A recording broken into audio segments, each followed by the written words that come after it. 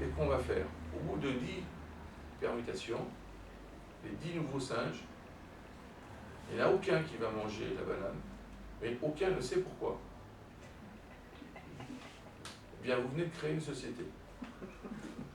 Oui, parce que vous savez, des fois, par exemple, vous faites ça, on te dit non, mais ça c'est interdit. Alors vous demandez, mais c'est interdit par quoi? C'est interdit. Bon, c'est comme ça, c'est interdit. Alors vous essayez de trouver maintenant pourquoi c'est interdit, c'est écrit quelque part, il y a un décret, il y a une loi.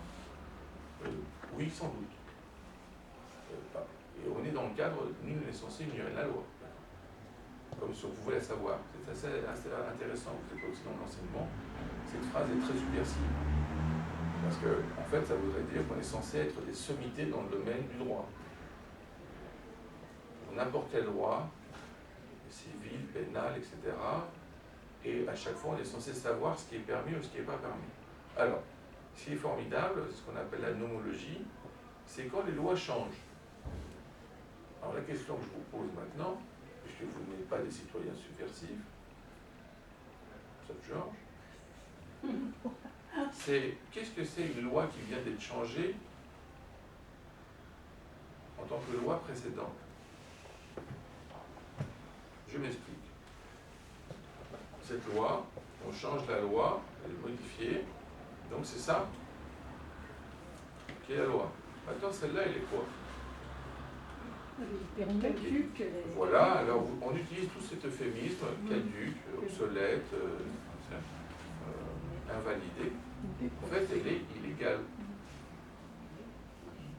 Oui, parce que si vous avez un individu, Georges par exemple, qui dit, mais moi, monsieur l'agent, voilà, j'ai pris cette loi, je l'ai suivie à la lettre. Il va vous dire, Georges, tu n'as pas lu la date? Parce que ça, c'est plus récent. Alors, qu'est-ce que j'essaie de vous dire? C'est que même dans le cadre des lois, on est souvent dans le faux. C'est-à-dire qu'en fait, comme on a une évolution et que les lois changent, eh bien, ce qu'on considérait comme la loi qui ne peut changer jamais, souvenez-vous de dura lex et lex, on est arrivé à un stade où si on regarde rétrospectivement l'évolution des lois, on se dit, mais ils avaient prévu ça à l'époque? Donc en fait, les lois sont basées sur des principes et pas sur des valeurs. Parce que si c'était des valeurs, ça serait diachronique. Ces principes, ça change selon les sociétés. Le théâtre, comment il intervient? Moi, ce que je trouve formidable, c'est que vous arrivez quand même à regarder du théâtre classique, même antique, l'entendre dire des vérités terrifiantes hein, sur des relations humaines qui avaient lieu il y a 2500 ans. Des fois, nous, par exemple, dans les séries, il suffit que vous la décalez de 20 ans et vous ne comprenez pas pourquoi ils parlent comme ça. Parce qu'en fait, le décalage, par exemple, d'une génération, c'est une série qui est très basée sur l'aspect social et très plus sur les relations humaines, les relations sociales. Ben, vous les trouvez quand même vraiment soit démodés, soit décalés. Par exemple, vous voyez, avec ce qu'on appelle tous les réseaux sociaux, ben, il y a quelques années, ça n'existait pas. Or maintenant, si vous prenez un enfant normal, social, je vais vous dire, mais il y avait une époque où les gens vivaient sans ça. Oui, donc il faut forcément maintenant que vous ayez au moins Internet, vous ayez votre page personnelle peut-être même, vous ayez vos photos, vous ayez votre portable, parce qu'avant, si vous n'avez pas ça, vous n'existez pas. Et maintenant, si vous êtes résistant, on va vous dire, et vous, c'est comme ça l'évolution. Alors en réalité, c'est très creux. Par exemple, il y a des gens qui mettent des photos sur leur site et qui sont simplement faites pour être remplies par leurs photos, c'est tout. Je m'explique. Avant, prendre une photo, c'était difficile. Donc on avait les photos floues, on avait les photos noires, on avait la surprise du chef, à savoir, on donnait le film et une semaine après, il y avait des photos qui étaient ratées, mais vous êtes déjà revenu de vacances. Donc vous ne pouvez pas retirer l'endroit. Vous voyez? Donc finalement, les hommes en général faisaient très attention comment ça sera le cadre, etc., pour être sûr que la photo qui prendra de la famille existerait une fois que le départ serait annoncé. Maintenant, qu'est-ce que vous faites? Vous faites 1 millier de photos, vous les mettez toutes sur ordinateur, et finalement, vous les imprimez même plus. Donc vous avez vu quelque chose qui est formidable, c'est que les albums photos ont disparu. Or, les photos se sont multipliées. On se dit, mais combien d'albums il faudrait? Ce serait des téra-albums. Bon. Je vous dis tout ça pour dire quoi? Le faux dans le théâtre, par exemple les Justes, par exemple dans Cyrano, eh bien, il continue à avoir un impact sur le vrai, malgré son décalage. Donc en fait, vous voyez une pièce de 1949, vous voyez une pièce du XVIIIe siècle, du XVIIe siècle, comme on parlait de Molière, vous voyez le Tartuffe. On a quand même une reproduction du Tartuffe formidable dans les sociétés. Bon. Eh bien, vous voyez Don Juan. Il en dit des choses, Don Juan. Don Juan, il serait pénible même maintenant. Parce qu'on pourrait se dire, avec l'évolution de la société, on a enlevé pas mal de tabous, d'interdits, etc. Don Juan, vous voyez, même après 3 siècles, quand il balance, hein.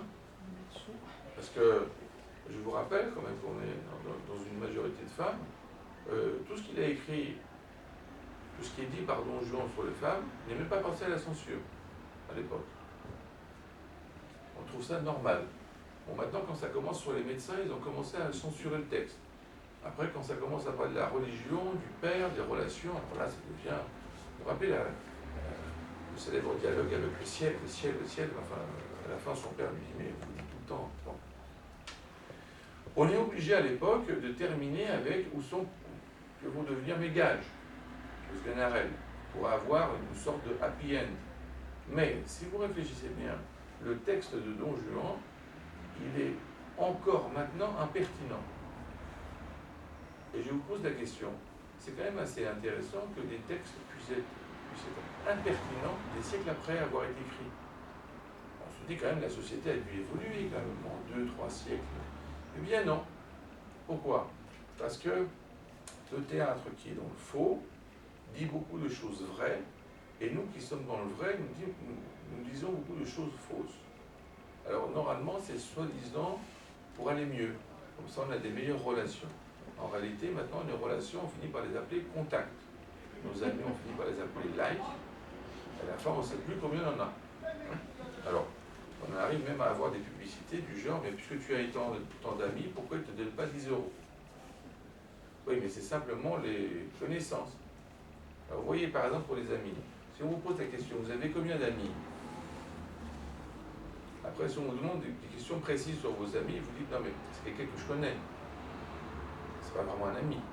C'est une connaissance. Alors, après, l'autre vous dit, mais pourquoi vous ne dites pas connaissance? Et après, vous allez dire, bah, c'est un contact.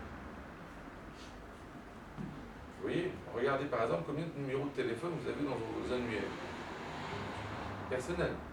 Combien de téléphones vous avez sur votre portable? Est-ce que vous en avez autant que d'amis? Vous savez très bien que vous en avez bien plus que les amis. Il y a même une certaine proportion. Alors pourtant, vous les avez gardés en contact. Alors le théâtre, justement, les amis, c'est simplement les gens avec qui on joue la pièce. Et là, ce qui est formidable, maintenant on revient au sens de la réalité, il y a une différence entre un ensemble d'individus, entre une collection d'individus, un groupe d'individus et une compagnie. Eh bien, le plus efficace, c'est la compagnie. Parce qu'un ensemble, on a un ensemble d'individus indépendants, chacun fait ce qu'il veut. Ensuite, on a une collection, on peut avoir une certaine tendance. Par exemple, on est dans un club, je ne sais pas moi, de timbre, d'accord, voilà, ou de numismatique, ça fait une tendance. Après, on peut avoir plusieurs tendances. On peut avoir une notion de groupe, c'est des gens qui se retrouvent pour faire des choses apparemment presque identiques. Et puis, on a la notion de compagnie. Alors, la notion de compagnie, pourquoi elle est différente?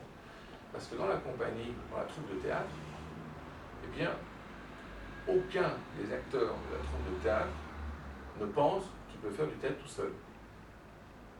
Il sait à l'avance que sans la troupe, il n'est rien. Donc ce sentiment, ça ressemble un peu au bouddhisme avec la vacuité. On sait que tout seul, on n'est rien. Donc en fait, c'est son complémentaire qui fait quelque chose. C'est tous les autres. Si nous, maintenant, on aide le complémentaire, on arrive à faire une pièce de théâtre. Maintenant, qui a joué la pièce de théâtre? Eh bien, personne. Seulement tous ensemble. Et encore maintenant, quand on parle du théâtre professionnel, il faut mettre aussi les techniciens, le metteur en scène, le producteur, l'éclairage, et finalement vous vous retrouvez avec une trentaine d'individus pour faire une pièce de théâtre qui pourrait même être un huis clos. Qu'est-ce que je veux dire par là?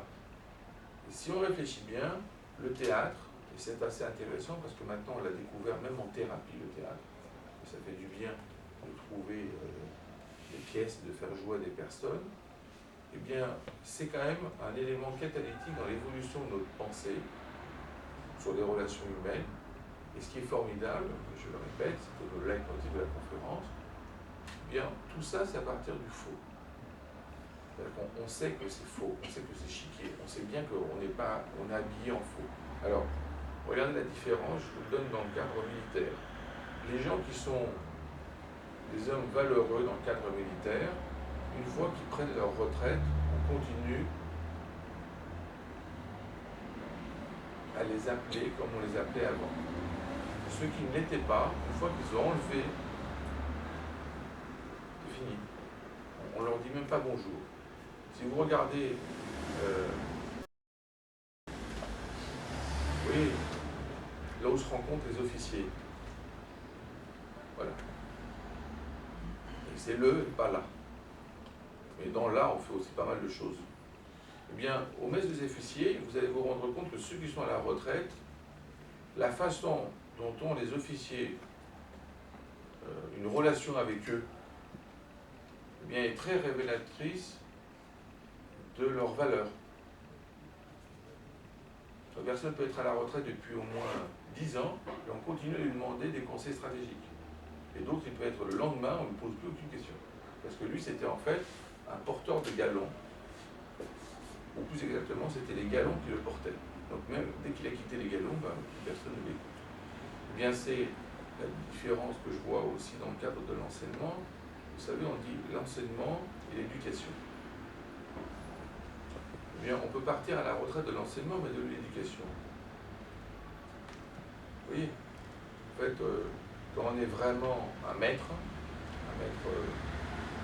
d'école, que vous voulez, des différentes nations, et là, c'est jusqu'à la fin. C'est pas d'un seul coup, vous dites, bon, maintenant, moi, je suis à la retraite. En fait, la retraite, c'est l'aspect social, pas l'aspect humain. Quelqu'un qui aide les gens, il veut continuer à les aider.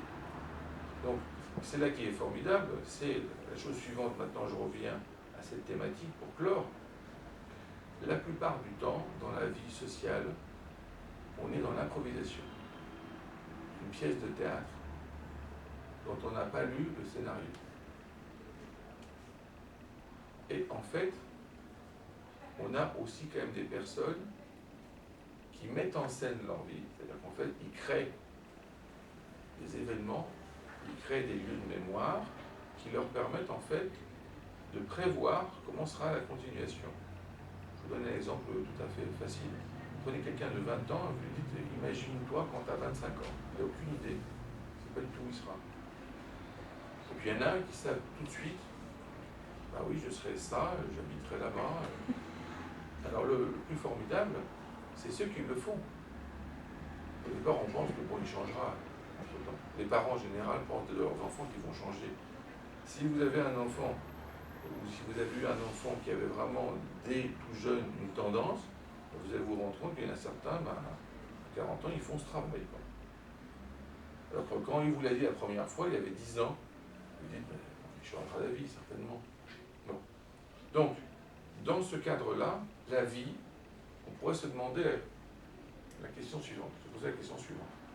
Est-ce que la vie est un ensemble de scénarios faux dont on choisit un et on l'appelle la vérité?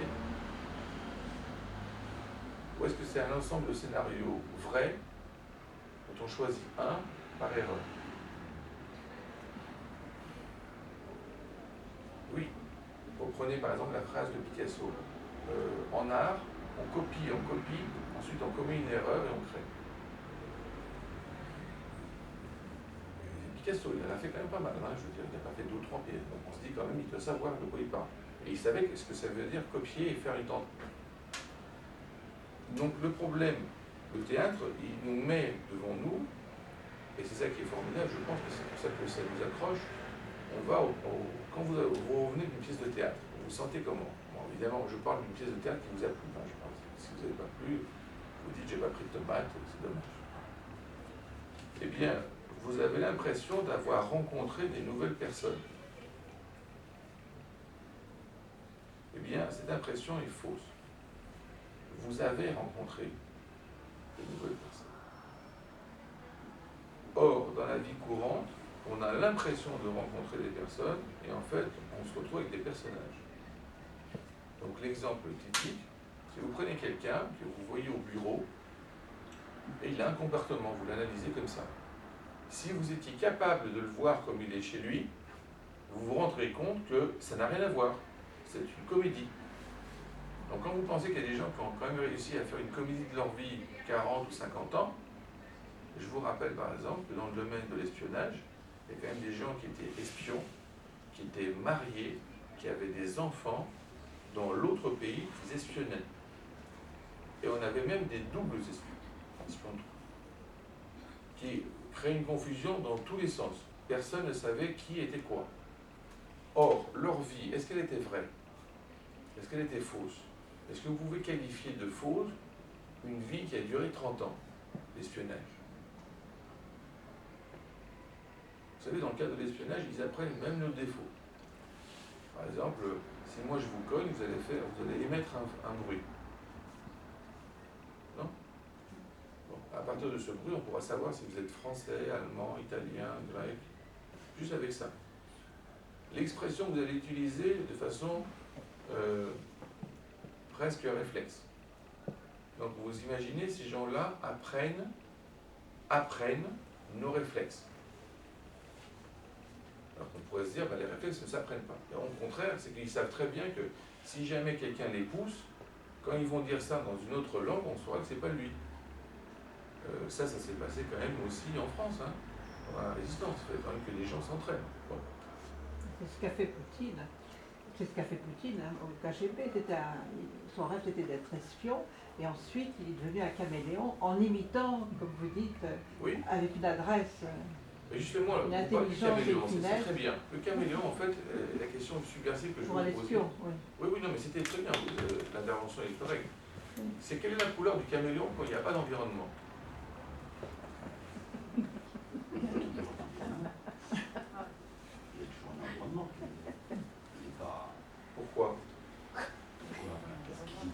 qu'il existe, il a un poids, une masse, il est quelque part. Si on le met dans un cadre où il n'y a pas de couleur. Je ne sais pas, il n'y a pas de couleur. Non, si, il y a une Toujours une couleur.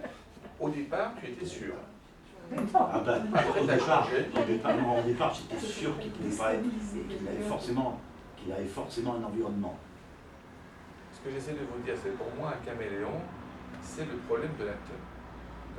Quand vous avez un acteur avec un grand répertoire, on le connaît, prenons Depardieu, ça c'est Vous allez m'obliger à réagir. Vous avez déjà réagi. Alors je vais vous dire, puisque vous avez parlé d'Amnesty International, ce que je reproche à Depardieu, et beaucoup de personnes le savent ici, mais je suis bien obligée de réagir, je ne peux pas laisser passer ça. Et c'est l'occasion, comme il y a beaucoup de gens, c'est de dire qu'il aurait pu utiliser sa notoriété pour défendre les droits de l'homme, aurait fait tout le contraire. Voilà, c'est terminé. D'accord. Alors je préfère Michel Bouquet, mais enfin, Il n'est pas humain. Je veux bien Michel Bouquet, moi j'ai pas de problème. Oui, c'était Voilà. juste pour prendre un Je acteur. voulais- Mais j'ai bien compris, Voilà. sauf que les dames qui sont là m'ont entendu avant que monsieur arrive dire ce que je pensais de Depardieu, donc j'étais bien obligée de réagir. Bon, Mais d'accord, quelqu'un qui d'accord. s'est vanté d'avoir fait du tournant, Donc ça pour ne peut pas Michel être un Bouquet, homme. est-ce que quelqu'un a un autre problème? Non, alors prenons Michel Bouquet. Si vous prenez donc un acteur qui a un spectre en tant qu'acteur très large, au bout d'un moment vous pouvez vous dire, par exemple, prenez aussi des acteurs aussi du théâtre qui font une représentation du genre 200 fois. Eh bien, ils vont vous dire eux-mêmes qu'ils ont beaucoup de mal, quand ils rentrent chez eux, à sortir de ce personnage qui joue 200 fois. Parce qu'en fait, il finit par quand même influencer. Alors, si vous jouez une pièce de théâtre une fois, deux fois, ça va très bien. 200 fois, ou alors des pièces de théâtre, genre sur UNESCO, on est d'accord? Oui, oui, tout à Très fait. bien. Alors, Oui, donc c'est pour la pas cantatrice complètement chauve, parfaitement. c'est... Voilà, bien. Alors, la question qu'on pourrait se dire, qu'est-ce qu'est un acteur quand il n'est pas acteur? C'est ça la question que je posais avec le caméléon. Vous voyez? Quelqu'un Parce de qu'en fait, transparent. voilà, quelqu'un qui est transparent, alors on est très près de ça. En fait, pour moi, la couleur du caméléon, c'est justement l'absence de couleur. Et oui, c'est qu'il est invisible. Le caméléon devient visible dans son champ. C'est exactement pareil. Un acteur qui n'est pas sur une pièce de théâtre ou au cinéma, eh bien c'est un personnage de la vie courante. Or, il n'est pas acteur à ce moment-là. Donc il n'a pas de couleur d'acteur. Et quand je prenais exprès quelqu'un qui a un large spectre en termes d'interprétation, d'exécution, c'est que ça nous permet de dire, quand on le voit, c'est qui qu'on voit? Bien, moi je suis persuadé que même avec Michel Bouquet, vous avez une représentation phare qui vous vient. Voilà. Eh bien, voilà, voilà. C'est ça que j'essaie de vous dire. C'est que, voilà, c'est dans ce cadre-là, en fait, vous allez d'abord. Alors le problème maintenant, c'est est-ce que vous voyez le roi Sonneur ou Michel Bouquet? Oui, c'est ça que je veux dire. C'est qu'en fait, le talent du grand acteur, c'est qu'au bout d'un moment, on a du mal à le remettre dans une situation hors cadre. Il est toujours dans un cadre. C'est la remarque sur l'environnement. Donc, le problème est le suivant. C'est finalement quelqu'un qui a énormément de jeu d'acteurs. Est-ce que c'était quelqu'un qui jouait des acteurs?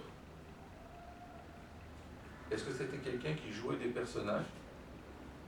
Est-ce que c'était un personnage qui jouait le rôle d'acteur? Oui, vous voyez, en fait, on a du métalangage. À la fin, on finit par se demander qui était le point clé. Donc on se dit, normalement, c'est la réalité. Ensuite, on a les acteurs. Les acteurs, en fait, quand ils interviennent tellement dans la réalité, par exemple, le reproche que vous faites, c'est très bien. Quel sens vous le faites? Vous dites, il a une très grande notoriété, il ne l'a pas exploité. Or, la notoriété ne vient du bien. Voilà. Mais la notoriété ne vient que de l'acteur.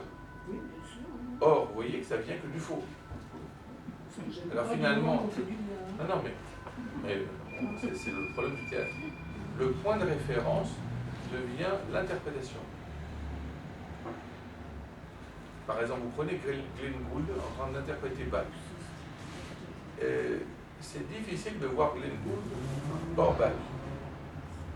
Donc maintenant, on pourrait se dire, qu'est-ce que ça va être la définition de Glenn Gould? Ben, pour moi, ou peut-être pour vous aussi, c'est quelqu'un qui est mal assis sur une chaise abîmée et qui chantonne pendant qu'il joue. Et que Glenn Gould, vous osez faire ça, il faut le faire. Parce qu'évidemment, quand tu peux jouer Bach comme ça, tu peux faire... Donc, quand vous entendez les CD de Glenn Gould et vous entendez chantonner, c'est Glenn Gould. Or ça, c'est complètement inadmissible. En studio normal, maintenant, on vous effacerait. Qu'est-ce que j'essaie de dire? Le point de référence, c'est peut-être pas ce qu'on pense. C'est-à-dire qu'en fait, le point de référence peut être le théâtre, peut être l'interprétation au niveau de l'exécutant en musique. C'est-à-dire qu'en fait, est-ce que vous voyez Glenn Gould en tant qu'humain ou en tant que joueur de piano?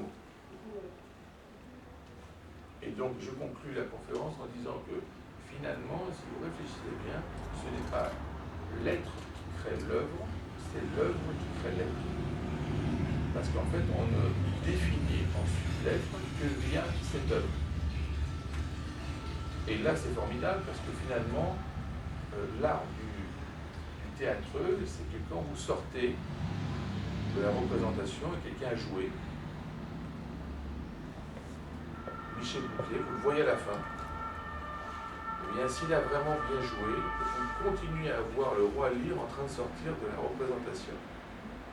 Et si vous avez un acteur, par exemple, qui vous a fait de la peine en tant que personnage, vous avez du mal à le voir en tant qu'humain qui a joué le rôle du personnage qui vous faisait de la peine. Il continue à vous faire de la peine. Sinon, si vous lui dites très belle représentation, vous savez que vous êtes déjà hors cadre. Je donne peut-être un autre exemple plus facile. Si vous avez une troupe d'étudiants qui jouent du théâtre, vous leur dites très belle représentation, ça va. Si vous dites très belle représentation pour des étudiants, or, ils sont des étudiants. Donc, vous ne les insultez pas là. Mais quand même, on se dit, pourquoi vous l'avez ramené à ça? Or, le point de référence, c'est quand même qu'il est étudiant. Eh bien non, à ce moment-là, il voudrait être acteur. Donc il voudrait que son point de référence est un acteur qui par ailleurs est étudiant. Et donc là, on pourrait se rendre compte pour nous, dans notre vie, c'est finalement, est-ce que nous sommes acteurs sans être au courant du scénario, ou est-ce que nous sommes pigistes? Et oui, parce que quand même quelqu'un l'a écrit le scénario. Donc, le théâtre et la vie, eh bien vous avez la vie du théâtre et le théâtre de la vie. C'est-à-dire quand vous dites quelqu'un a écrit le scénario, c'est que vous croyez en Dieu, quoi. Je sais pas, il y a, voilà, ça veut dire ça. Bien sûr, bien sûr. Voilà, je voulais que vous le disiez, d'accord. Parce que sinon, pour moi, ça n'a aucun sens, ce que vous venez de dire. Il faut croire en Dieu pour dire ce que vous venez de dire. Mais c'est le cas. Voilà, d'accord. Voilà, maintenant ça a un sens. Oui, bien sûr. Très bien. Voilà. Donc, je voulais simplement dire que notre vie, par exemple, Albert Einstein, quand meurt Paul Langevin, son ami, il dit, avec des gens comme ça, c'est pas bon pour vous, hein, parce que de toute façon c'est un Allemand, quand des gens qui ont une telle œuvre meurent, eh bien on se dit c'est l'achèvement d'un tableau. Et je trouvais que c'était beau de considérer que la vie d'un homme, à son achèvement, peut être interprétée par quelqu'un d'autre comme la fin d'un tableau. Voilà, ça a été ça. Et c'est comme si vous étiez triste au moment où vous mettiez la signature de votre tableau. Vous voyez, vous terminez votre tableau, vous dites c'est bon, je mets la signature, et là vous commencez à pleurer. Parce que vous êtes en phase de condoléances. Je reprends à l'envers. Il disait donc justement que si on arrive à créer une œuvre qui crée un être, finalement, nous, ce qu'on voit par la suite, eh bien c'est l'œuvre.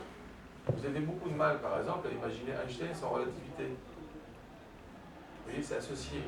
Donc ça s'implique, c'est quand même le créateur de ça. Donc si vous le mettez à l'envers, ben, vous dites, voilà, bon, c'est un type, et par hasard, il a trouvé une théorie. Bon. Donc, non, le hasard fait bien les choses, vous savez. Donc, eh bien, ce qu'on veut dire par là, c'est que si on part du principe que c'est l'œuvre qui crée l'être, eh bien, vous pourriez vous poser la question, qu'est-ce qui se passe qu'on ne crée pas d'œuvre? Voilà. Donc en fait, par exemple, dans le cadre de l'enseignement, qui nous touche plus, eh bien, des fois, le personnage de l'enseignement, en tant qu'acteur, est mal perçu par la société, parce qu'elle n'insiste pas aux représentations. Elle ne vient pas en représentation. Les représentations ont quand même lieu. Et il y a bien évolution des acteurs. Ils arrivent vraiment à prendre un rôle, c'est leur vie. Et finalement, ce qu'on crée, ben, ce sont des élèves. Mais le personnage qui est extérieur à tout ça se dit, oui, mais à la fin, quand vous avez fait votre cours, qu'est-ce qui reste? Alors, le type dit, moi je suis boucher, je prends ma viande, je fais, je découpe, j'ai ça. Alors le paradoxe est le suivant, c'est que quand on nous dit nous, vous ne faites rien parce qu'on ne voit rien de changer, c'est que nous en fait on a changé les cerveaux des élèves, des étudiants. Or le morceau de viande qui semble changer, une fois qu'il sera mangé, vous allez voir ce qui reste. Genre. Je sais bien que c'est le seul mot qui n'a pas d'autre rime, mais le cadre est le suivant. L'œuvre peut être invisible, mais en fait elle est essentielle. Et donc ce qu'on nous dit, des fois, c'est qu'il faut être très pratique, produire quelque chose, mais des fois la production est assez floue. Et quand on produit quelque chose de très concret, finalement ça finit par être sans intérêt.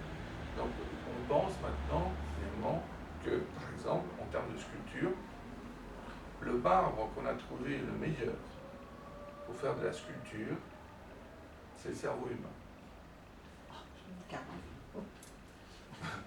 Non, je ne voulais pas faire de publicité pour un certain marbre. Mais en fait, on utilise le marbre pourquoi? Parce que c'est une pierre dure. On l'utilise pour garder en mémoire quelque chose. Alors finalement, dans l'histoire du temps, on va savoir que beaucoup de marbre a été brisé.